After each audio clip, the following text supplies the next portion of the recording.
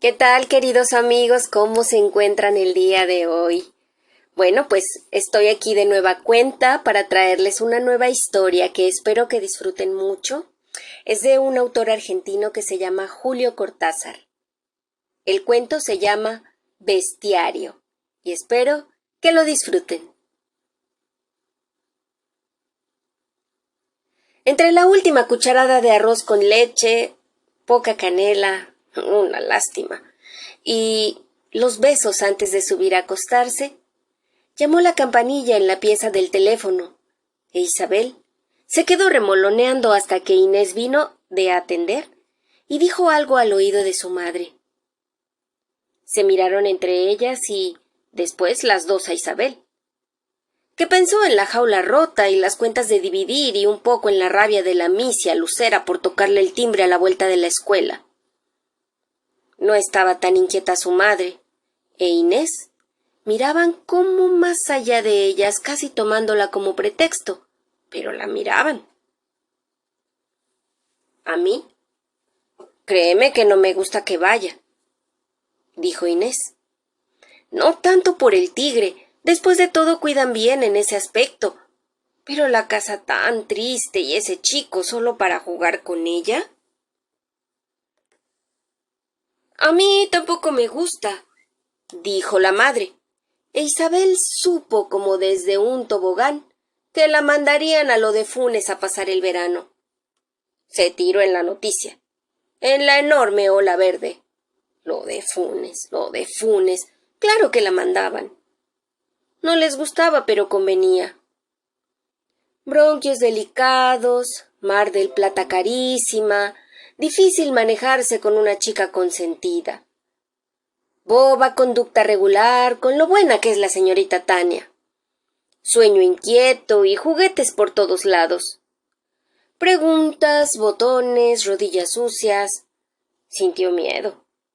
Delicia, olor de sauces. Y la U de Funes se le mezclaba con el arroz con leche. Tan tarde y a dormir. Ya mismo a la cama. Acostada, sin luz, llena de besos y miradas tristes de Inés y su madre, no bien decididas, pero ya decididas del todo a mandarla. Antevivía la llegada en break, el primer ayuno, la alegría de Nino cazador de cucarachas, Nino sapo, Nino pescado. Un recuerdo de 3 años atrás. Nino mostrándole unas figuritas puestas con engrudo en un álbum y diciendo grave: «Este es un sapo y este es un pescado». Ahora Nino en el parque esperándola con la red de mariposas y las manos blandas de rema. Las vio que nacían de la oscuridad. Estaba con los ojos abiertos y en vez de las caras de Nino, ¡zas!, las manos de rema, la menor de los Funes. «Tía Rema me quiere tanto». Y los ojos de Nino se hacían grandes y mojados. Otra vez vio a Nino desgajarse flotando en el aire, confuso del dormitorio, mirándola contento. Nino pescado. Se durmió queriendo que la semana pasara esa misma noche, y las despedidas, el viaje en tren, la legua en break, el portón, los eucaliptos del camino de entrada. Antes de dormirse tuvo un momento de horror cuando pensó que podía estar soñando. Estirándose de golpe, dio con los pies en los barrotes de bronce. Le dolieron a través de las colchas y en el comedor grande se oía hablar a su madre y a Inés. Equipaje, ver al médico por lo de las erupciones, aceite de bacalao y amamelis virgínica. No era un sueño. No era un sueño. La llevaron a Constitución, una mañana ventosa, con banderitas en los puestos ambulantes de la plaza, torta en el tren mixto y gran entrada en el andén. Número 14. La besaron tanto entre Inés y su madre que le quedó la cara como caminada, blanda y oliendo a rouge y a polvo Rachel de Coty. húmeda alrededor de la boca. Un asco que el viento le sacó de un manotazo. No tenía miedo de viajar sola porque era una chica grande, con nada menos que 20 pesos en la cartera. Compañía San Cinema de carnes congeladas metiéndose por la ventanilla con un olor dulzón. El riachuelo amarillo e Isabel repuesta ya del llanto forzado, contenta, muerta de miedo, activa en el ejercicio pleno de su asiento, su ventanilla, viajera casi única en un pedazo de coche donde se podía probar todos los lugares y verse en los espejitos. Pensó una o dos veces en su madre, en Inés. Ya estarían en el 97, saliendo de Constitución. Leyó: prohibido fumar, prohibido escupir, capacidad 42 pasajeros sentados. Pasaban por Banfield a toda carrera. ¡Bum! Campo, más campo, más campo, mezclado con el gusto del Milky Bar y las pastillas de mentol. Inés le había aconsejado que fuera tejiendo la mañanita de lana verde, de manera que Isabel la llevaba en lo más escondido de su maletín. Pobre Inés, con cada idea tan pava. En la estación le vino un poco de miedo, porque si el break, pero estaba ahí, con don Nicanor, florido y respetuoso. Niña de aquí y niña de allá. Si el viaje bueno, si doña Elisa siempre guapa, claro que había llovido. Oh, andar del break, vaivén para traerle el entero acuario de su anterior venida a los horneros. Todo más a menudo, más de cristal y rosa, sin el tigre entonces. Con don Nicanor menos canoso, apenas 3 años atrás. Nino un sapo, Nino un pescado, y las manos de Rema que daban deseos de llorar y sentirlas eternamente contra su cabeza, en una caricia casi de muerte y de vainillas con crema, las 2 mejores cosas de la vida. Le dieron un cuarto arriba, entero para ella, lindísimo. Un cuarto para grande, idea de Nino, todo rulos negros y ojos, bonito en su mono azul. Claro que de tarde Luis lo hacía vestir muy bien, de gris pizarra con corbata colorada. Y dentro, otro cuarto chiquito, con un cardenal enorme y salvaje. El baño quedaba a 2 puertas, pero internas, de modo que se podía ir sin averiguar antes dónde estaba el tigre. Lleno de canillas y metales, aunque a Isabel no la engañaban fácil. Y ya en el baño se notaba bien el campo. Las cosas no eran tan perfectas como en un baño de ciudad. Olía viejo. La segunda mañana encontró un bicho de humedad paseando por el lavabo. Lo tocó apenas. Se hizo una bolita temerosa, perdió pie y se fue por el agujero gorgoteante. Querida mamá. Tomó la pluma para escribir. Comían en el comedor de cristales donde estaba más fresco. El nene se quedajaba a cada momento del calor. Luis no decía nada, pero poco a poco se le veía brotar el agua en la frente y la barba. Solamente Rema estaba tranquila. Pasaba los platos despacio, y siempre como si la comida fuera de cumpleaños, un poco solemne y emocionante. Isabel aprendía en secreto su manera de trinchar, de dirigir a las sirvientitas. Luis casi siempre leía, los puños en las sienes y el libro apoyado en un sifón. Rema le tocaba el brazo antes de pasarle el plato, y a veces el nene lo interrumpía y lo llamaba filósofo. A Isabel le dolía que Luis fuera filósofo. No por eso, sino por el nene, porque entonces el nene tenía pretexto para burlarse y decírselo. Comían así: Luis en la cabecera, Rema y Nino en un lado, el nene e Isabel del otro, de manera que había un grande en la punta y a los lados un chico y un grande. Cuando Nino quería decirle algo de veras, le daba con el zapato en la canilla. Una vez, Isabel gritó, y el nene se puso furioso y le dijo malcriada. Rema se quedó mirándola hasta que Isabel se consoló en su mirada y la sopa juliana. Mamita, antes de ir a comer, es como en todos los otros momentos. Hay que fijarse si... Casi siempre era Rema la que iba a ver si se podía pasar al comedor de cristales. Al segundo día, vino al living grande y les dijo que esperaran.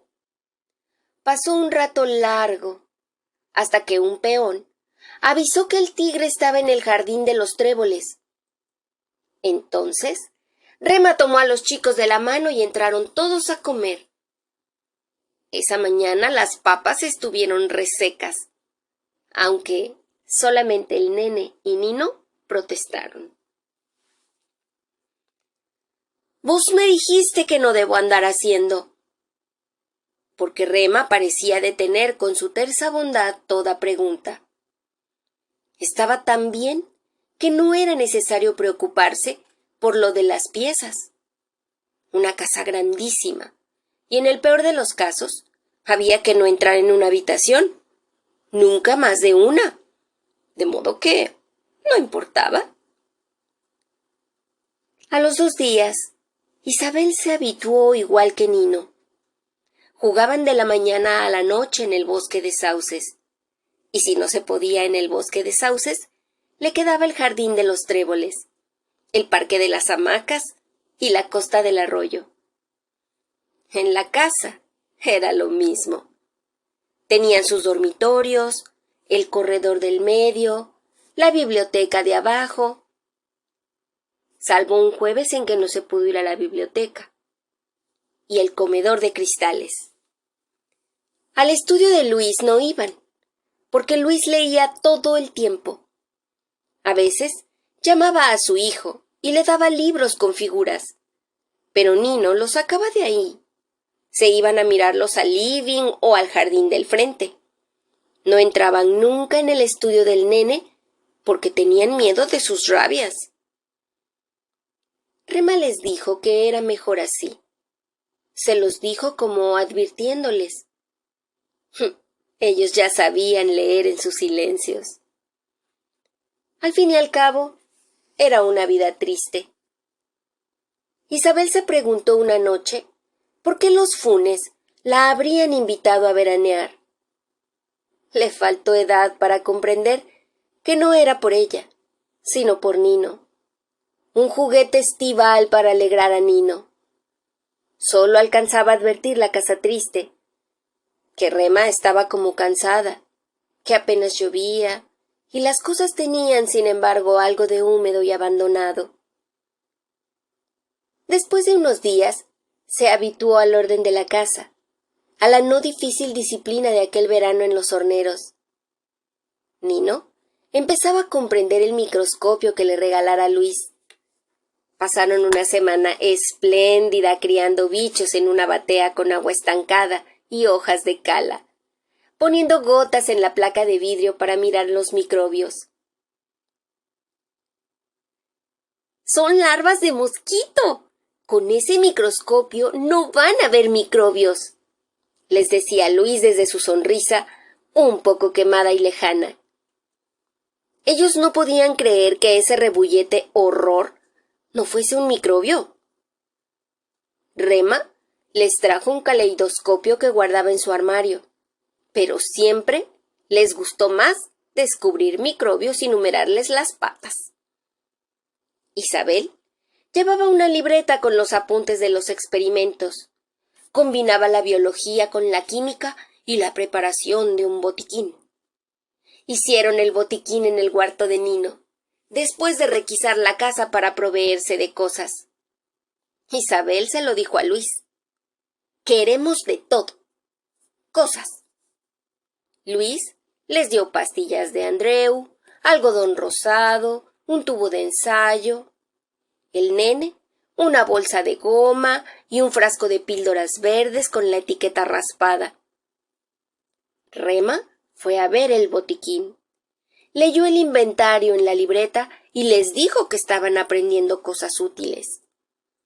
A ella o a Nino, que siempre se excitaba y quería lucirse delante de Rema, se le ocurrió montar un herbario.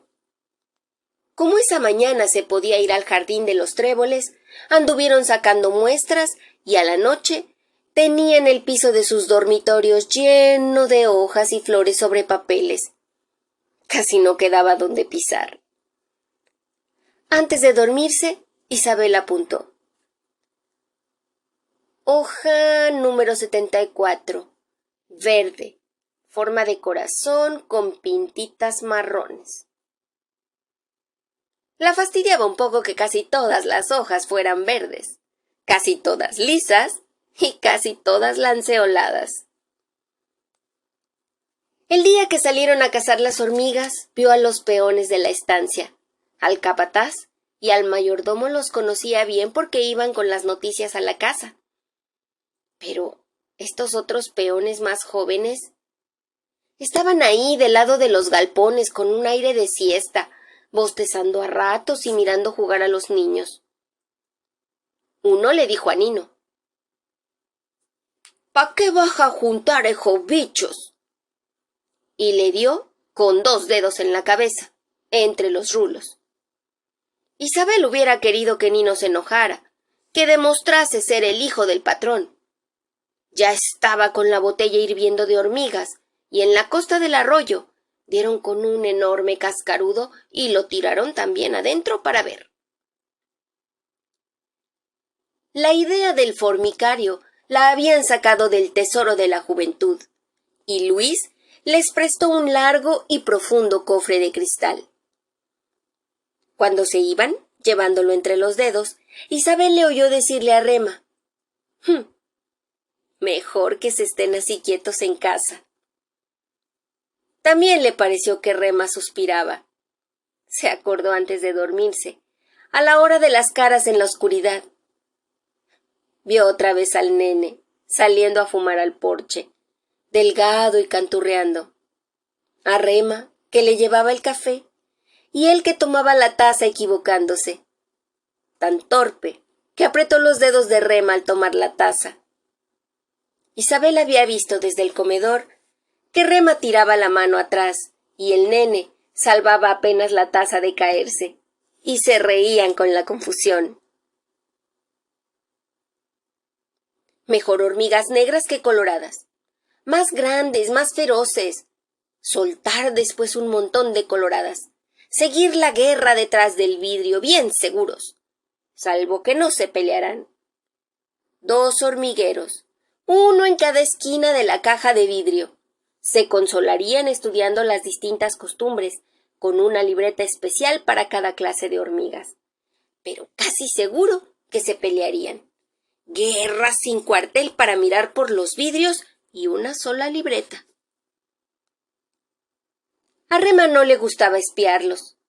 A veces pasaba delante de los dormitorios y los veía con el formicario al lado de la ventana, apasionados e importantes. Nino era especial para señalar enseguida las nuevas galerías, e Isabel ampliaba el plano trazado con tinta a doble página. Por consejo de Luis, terminaron aceptando hormigas negras solamente, y el formicario ya era enorme. Las hormigas parecían furiosas y trabajaban hasta la noche, cavando y removiendo con 1000 órdenes y evoluciones. Avisado frotar de antenas y patás. Repentinos ataques de furor o vehemencia. Concentraciones y desbandes sin causa visible. Isabel ya no sabía qué apuntar. Dejó poco a poco la libreta y se pasaba horas estudiando y olvidándose de los descubrimientos. Nino empezaba a querer volverse al jardín. Aludía a las hamacas y a los petizos. Isabel lo despreciaba un poco. El formicario valía más que todos los horneros, y a ella le encantaba pensar que las hormigas iban y venían sin miedo a ningún tigre. A veces le daba por imaginarse un tigrecito chico, como una goma de borrar, rondando por las galerías del formicario. Tal vez por eso los desbandes, las concentraciones, y le gustaba repetir el mundo grande en el de cristal, ahora que se sentía un poco presa, ahora que estaba prohibido bajar al comedor hasta que Rema les avisara. Acercó la nariz a uno de los vidrios. De pronto, atenta porque le gustaba que la consideraran, oyó a Rema detenerse en la puerta, callar, mirarla. ¿Esas cosas las oía con tan nítida claridad cuando era Rema? ¿Por qué así sola? Nino se fue a las hamacas. Me parece que esta debe ser una reina. Es grandísima. El delantal de Rema se reflejaba en el vidrio. Isabel le vio una mano levemente alzada. Con el reflejo en el vidrio, parecía como si estuviera dentro del formicario. De pronto, pensó en la misma mano, dándole la taza de café al nene. Pero ahora eran las hormigas que le andaban por los dedos, las hormigas en vez de la taza, y la mano del nene apretándole las yemas. —Saque la mano, Rema —pidió. —¿La mano? Ahora está bien. El reflejo asusta a las hormigas. Ah, ok. Ya se puede bajar al comedor. Después, ¿el nene está enojado con usted, Rema? La mano pasó sobre el vidrio como un pájaro por una ventana. A Isabel le pareció que las hormigas se espantaban de veras, que huían de reflejo. Ahora ya no se veía nada. Rema se había ido. Andaba por el corredor como escapando de algo. Isabel sintió miedo de su pregunta, un miedo sordo y sin sentido. Quizá no de la pregunta como de verla irse así, a Rema, del vidrio otra vez límpido donde las galerías desembocaban y se torcían como crispados dedos dentro de la tierra. Una tarde hubo siesta, sandía, pelota, paleta en la pared que miraba al arroyo. Y Nino estuvo espléndido sacando tiros que parecían perdidos y subiéndose al techo por la glicina para desenganchar la pelota metida entre dos tejas. Vino un peoncito del lado de los sauces y los acompañó a jugar. Pero era lerdo y se le iban los tiros. Isabel olía hojas de aguaribay y en un momento, al devolver con un revés una pelota insidiosa que Nino le mandaba baja, sintió como muy adentro la felicidad del verano. Por primera vez entendía su presencia en los horneros. Las vacaciones. Nino. Pensó en el formicario, allá arriba, y era una cosa muerta y rezumante, un horror de patas buscando salir, un aire vaciado y venenoso. Golpeó la pelota con rabia, con alegría. Cortó un tallo de aguaribay con los dientes y lo escupió, asqueada, feliz, por fin de veras bajo el sol del campo. Los vidrios cayeron como granizo. Era en el estudio del nene. Lo vieron asomarse en mangas de camisa, con los anchos anteojos negros. ¡Mocosos de porquería! El peoncito escapaba. Nino se puso al lado de Isabel. Ella lo sintió temblar con el mismo viento que los sauces. —Fue sin querer, tío. —¿De veras? ¿Fue sin querer? Ya no estaba. Le había pedido a Rema que se llevara el formicario y Rema se lo prometió. Después, charlando mientras la ayudaba a colgar su ropa y a ponerse el pijama, se olvidaron. Isabel sintió la cercanía de las hormigas cuando Rema le apagó la luz y se fue por el corredor a darle las buenas noches a Nino todavía lloroso y dolorido. Pero no se animó a llamarla de nuevo. Rema hubiera pensado que era una chiquilina. Se propuso dormir enseguida y se desveló como nunca. Cuando fue el momento de las caras en la oscuridad, vio a su madre y a Inés mirándose con un sonriente aire de cómplices y poniéndose unos guantes de fosforescente amarillo. Vio a Nino llorando, a su madre y a Inés con los guantes que ahora eran gorros violeta que les giraban y giraban en la cabeza. A Nino, con ojos enormes y huecos, tal vez por haber llorado tanto. Y previó que ahora vería a Rema y a Luis. Deseaba verlos y no al nene. Pero vio al nene sin los anteojos, con la misma cara contraída que tenía cuando empezó a pegarle a Nino, y Nino se iba echando atrás hasta quedar contra la pared y lo miraba como esperando que eso concluyera. Y el nene volvía a cruzarle la cara con un bofetón suelto y blando que sonaba mojado, hasta que Rema se puso delante de él y se rió con la cara casi tocando la de Rema, y entonces se oyó volver a Luis y decir desde lejos que ya podían ir al comedor de adentro. Todo tan rápido. Todo porque Nino estaba ahí, y Rema vino a decirles que no se movieran del living hasta que Luis verificara en qué pieza estaba el tigre. Y se quedó con ellos mirándolos jugar a las damas. Nino ganaba y Rema lo elogió. Entonces, Nino se puso tan contento que le pasó los brazos por el talle y quiso besarla. Rema se había inclinado riéndose, y Nino la besaba en los ojos y la nariz. Los dos se reían, y también Isabel. Estaban tan contentos jugando así. No vieron acercarse al nene. Cuando estuvo a su lado, arrancó a Nino de un tirón.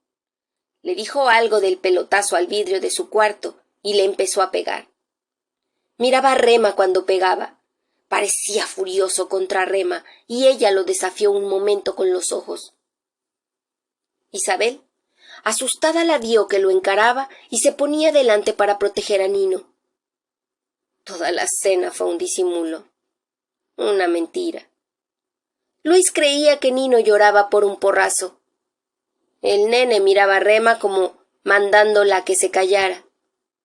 Isabel lo veía ahora con la boca dura y hermosa, de labios rojísimos. En la tiniebla, los labios eran todavía más escarlata. Se le veía un brillo de dientes naciendo apenas. De los dientes salió una nube esponjosa, un triángulo verde. Isabel parpadeaba para borrar las imágenes y otra vez salieron Inés y su madre con guantes amarillos. Las miró un momento y pensó en el formicario. Eso estaba ahí y no se veía. Los guantes amarillos no estaban y ella los veía en cambio como a pleno sol. Le pareció casi curioso. No podía hacer salir el formicario. Más bien, lo alcanzaba como un peso, un pedazo de espacio denso y vivo. Tanto lo sintió que se puso a buscar los fósforos, la vela de noche. El formicario saltó de la nada, envuelto en penumbra oscilante. Isabel se acercaba llevando la vela. Pobres hormigas, iban a creer que era el sol que salía. Cuando pudo mirar uno de los lados, tuvo miedo. En plena oscuridad, las hormigas habían estado trabajando. Las vio ir y venir, bullentes, en un silencio tan visible, tan palpable.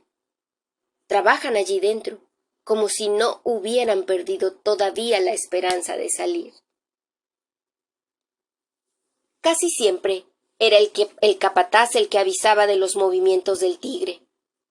Luis le tenía la mayor confianza, y como se pasaba casi todo el día trabajando en su estudio, no salía nunca ni dejaba moverse a los que venían del piso alto hasta que don Roberto, mandaba su informe. Pero también tenían que confiar entre ellos. Rema, ocupada en los quehaceres de adentro, sabía bien lo que pasaba en la planta alta y arriba. Otras veces eran los chicos que traían la noticia al nene o a Luis. No porque vieran nada, pero si don Roberto los encontraba afuera, les marcaba el paradero del tigre, y ellos volvían a avisar. A Nino le creían todo. A Isabel menos porque era nueva y podía equivocarse. Después, como andaba siempre con Nino pegado a sus polleras, terminaron creyéndole lo mismo. Eso de mañana y tarde por la noche era el nene quien salía a verificar si los perros estaban atados o si no, había quedado rescoldo acerca de las casas. Y vio que llevaba el revólver y a veces un bastón con puño de plata. A Rema no quería preguntarle, porque Rema parecía encontrar en eso algo tan obvio y necesario. Preguntarle hubiera sido pasar por tonta, y ella cuidaba su orgullo delante de otra mujer. Ni no era fácil, hablaba y refería, todo tan claro y evidente cuando él lo explicaba. Solo por la noche, si quería repetirse esa claridad y esa evidencia, Isabel se daba cuenta de que las razones importantes continuaban faltando. Aprendió pronto lo que de veras importaba: verificar previamente si de veras se podía salir de la casa o bajar al comedor de cristales, al estudio de Luis, a la biblioteca. Hay que fiar en don Roberto, había dicho Rema. También en ella y en Nino. A Luis no le preguntaba porque pocas veces sabía. Al nene, que sabía siempre, no le preguntó jamás. Y así todo era fácil. La vida se organizaba para Isabel con algunas obligaciones más del lado de los movimientos y algunas menos del lado de la ropa. Las comidas, la hora de dormir. Un veraneo de veras, como debería ser el año entero. Rema le escribía muchas cosas a su madre y le contaba todas sus aventuras. Pero decirle a su madre que Rema lloraba de noche, que la había oído llorar pasando por el corredor a pasos titubeantes, a pararse en la puerta de Nino, seguir, bajar la escalera, se estaría secando los ojos. Y la voz de Luis lejana: ¿Qué tenés, Rema? ¿No estás bien? Un silencio. Toda la casa como una inmensa oreja, después de un murmullo, y otra vez la voz de Luis. Es un miserable, un miserable. Casi como comprobando fríamente un hecho, una filiación, tal vez un destino.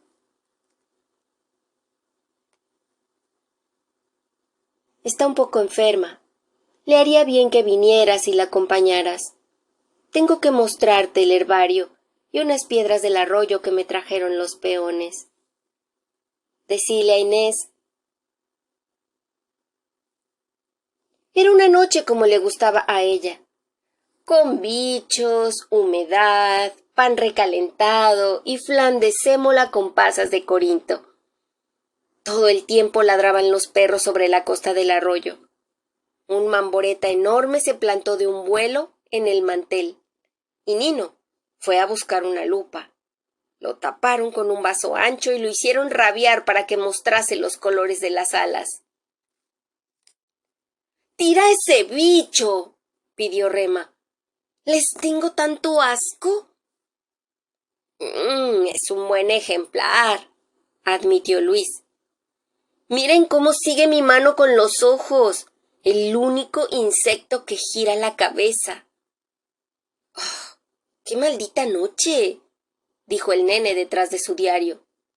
Isabel hubiera querido decapitar al mambodeta, darle un tijeretazo y ver qué pasaba. —Déjalo dentro del vaso —pidió a Nino—. Mañana lo podríamos meter en el formicario y estudiarlo. El calor subía. A las 10:30 no se respiraba.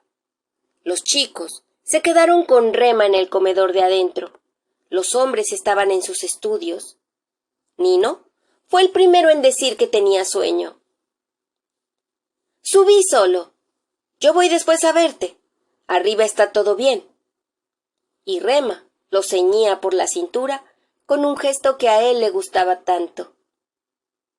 ¿Nos contás un cuento, tía Rema? Otra noche. Se quedaron solas, con el Mamboreta que las miraba. Vino Luis a darles las buenas noches.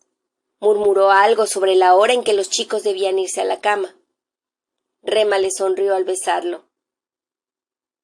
«Oso gruñón», le dijo. E Isabel, inclinada sobre el vaso del Mamboreta, pensó que nunca había visto a Rema besando al nene, y a un Mamboreta de un verde tan verde. Le movía un poco el vaso y el Mamboreta rabiaba. Rema se acercó para pedirle que fuera a dormir.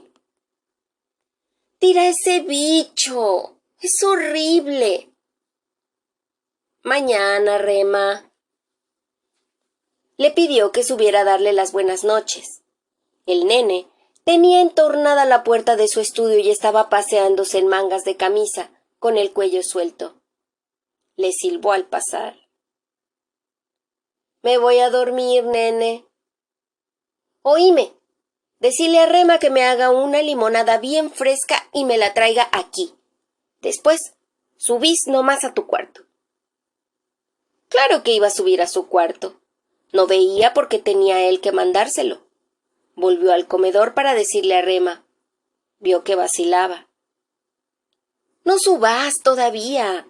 Voy a hacer la limonada y se la llevas vos». Él dijo que... «Por favor». Isabel se sentó al lado de la mesa. Por favor. Había nubes de bichos girando bajo la lámpara de carburo. Se hubiera quedado horas mirando la nada y repitiendo: «Por favor, por favor, Rema, Rema». Cuánto la quería. Y esa voz de tristeza sin fondo, sin razón posible, la voz de la tristeza. «Por favor, Rema, Rema». Un calor de fiebre le ganaba la cara, un deseo de tirarse a los pies de Rema, de dejarse llevar en los brazos por Rema, una voluntad de morirse mirándola y que Rema le tuviera lástima, le pasara finos dedos frescos por el pelo, por los párpados. Ahora le alcanzaba una jarra verde, llena de limones partidos y hielo. «Llévasela». Rema le pareció que temblaba, que se ponía de espaldas a la mesa para que ella no le viese los ojos. «Ya tiré el Mamboreta, Rema». Se duerme mal con el calor pegajoso y tanto zumbar de mosquitos. 2 veces estuvo a punto de levantarse, salir al corredor o ir al baño a mojarse las muñecas y la cara. Pero oía andar a alguien. Abajo. Alguien se pasaba de un lado al otro del comedor. Llegaba al pie de la escalera, volvía. No eran los pasos oscuros y espaciados de Luis, no era el andar de Rema. Cuánto calor tenía esa noche el nene. Cómo se habría bebido a sorbos la limonada. Isabel lo veía bebiendo de la jarra, las manos sosteniendo la jarra verde con rodajas amarillas oscilando en el agua bajo la lámpara. Pero a la vez estaba segura de que el nene no había bebido la limonada, que estaba aún mirando la jarra que ella le llevara hasta la mesa, como alguien que mira una perversidad infinita. No quería pensar en la sonrisa del nene, su ir hasta la puerta como para asomarse al comedor, su retorno lento. «Ella tenía que traérmela. A vos te dije que subieras a tu cuarto». Y no ocurrírsele más que una respuesta tan idiota. «Está bien fresca, nene». Y la jarra verde como el Mamboreta. Nino se levantó primero y le propuso ir a buscar caracoles al arroyo. Isabel casi no había dormido. Recordaba salones con flores, campanillas, corredores de clínica, hermanas de caridad, termómetros en brocales con bicloruro, imágenes de primera comunión, Inés, la bicicleta rota, el tren mixto, el disfraz de gitana de los 8 años. Entre todo eso, como delgado aire entre hojas de álbum se veía despierta, pensando en tantas cosas que no eran flores, campanillas, corredores de clínica. Se levantó de mala gana. Se lavó duramente las orejas. Nino dijo que eran las 10 y que el tigre estaba en la sala del piano, de modo que podían irse enseguida al arroyo. Bajaron juntos saludando apenas a Luis y al nene que leían con las puertas abiertas. Los caracoles quedaban en la costa sobre los trigales. Nino anduvo quejándose de la distracción de Isabel. La trató de mala compañera y de que no ayudaba a formar la colección. Ella lo veía de repente tan chico, tan un muchachito entre sus caracoles y sus hojas. Volvió la primera cuando en la casa izaban la bandera para el almuerzo. Don Roberto venía de inspeccionar e Isabel le preguntó como siempre. Ya Nino se acercaba despacio cargando la caja de los caracoles y los rastrillos e Isabel lo ayudó a dejar los rastrillos en el porche y entraron juntos. Rema estaba ahí, blanca y callada. Nino le puso un caracol azul en la mano. Para vos el más lindo. El nene ya comía con el diario al lado. A Isabel le quedaba apenas sitio para apoyar el brazo. Luis vino el último de su cuarto, contento como siempre a mediodía. Comieron. Nino hablaba de los caracoles, los huevos de caracoles en las cañas, la colección por tamaños o colores. Él los mataría solo, porque a Isabel le daba pena. Los pondría a secar contra una chapa de zinc. Después vino el café, y Luis los miró con la pregunta usual. Entonces, Isabel se levantó la primera para buscar a don Roberto, aunque don Roberto ya le había dicho antes. Dio vuelta al porche, y cuando entró, otra vez, Rema y Nino tenían las cabezas juntas sobre los caracoles. Estaban como en una fotografía de familia. Solamente Luis la miró, y ella dijo: «Está en el estudio del nene».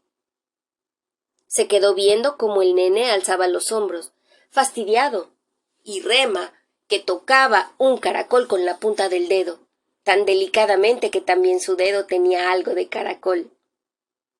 Después, Rema se levantó para ir a buscar más azúcar, e Isabel fue detrás de ella charlando hasta que volvieron riendo por una broma que habían cambiado en la antecocina. Como a Luis le faltaba tabaco y mandó a Nino a su estudio, Isabel lo desafió a que encontraba primero los cigarrillos y salieron juntos. Ganó Nino.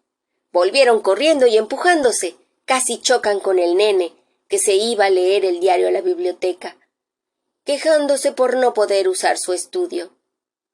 Isabel se acercó a mirar los caracoles, y Luis, esperando que le encendiera como siempre el cigarrillo, la vio perdida, estudiando los caracoles que empezaban despacio a asomar a moverse, y mirando de pronto a Rema, pero saliéndose de ella, como una ráfaga, y obsesionada por los caracoles, tanto que no se movió al primer alarido del nene.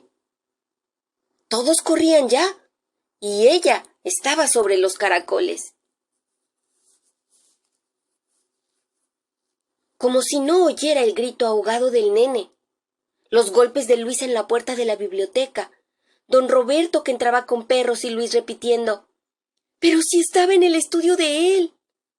Ella dijo que estaba en el estudio de él». Inclinada sobre los caracoles esbeltos como dedos, quizá como los dedos de Rema, o era la mano de Rema que le tomaba el hombro, le hacía alzar la cabeza para mirarla, para estarla mirando una eternidad, rota por su llanto feroz contra la pollera de Rema, su alterada alegría, y rema, pasándole la mano por el pelo, calmándola con un suave apretar de dedos y un murmullo contra su oído, un balbucear como de gratitud, de innominable aquiescencia. Y este es el fin de la historia. Si te gustó, compártelo, dale like, suscríbete y activa las notificaciones. Y nos vemos aquí para viajar a otros mundos, sin movernos de aquí. ¡Adiós!